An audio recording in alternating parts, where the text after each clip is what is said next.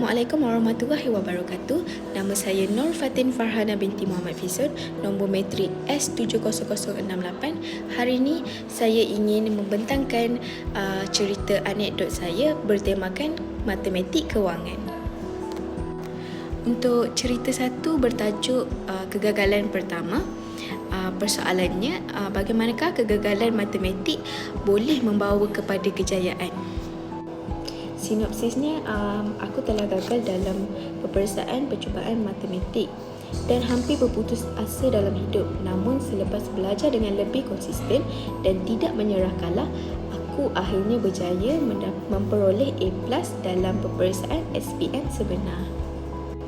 Pengajarannya, kita janganlah mudah berputus asa apabila gagal kerana usaha yang berterusan pasti membuahkan hasil. Untuk cerita kedua bertajuk Setiap gram bermakna. Persoalannya, mengapakah pelaburan emas secara bijak penting untuk masa depan kewangan? Sinopsis untuk cerita ini ialah aku membeli emas secara konsisten walaupun dengan jumlah yang kecil. Selepas beberapa tahun, aku terkejut apabila melihat simpanan emas tersebut telah meningkat dan memberikan pulangan yang memuaskan. Pengajarannya, melabur emas secara bijak dapat membina aset kewangan untuk masa depan.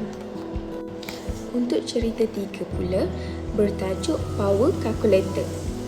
Persoalannya, bagaimanakah penggunaan kalkulator canggih dapat membantu pelajar mencapai grade cemerlang?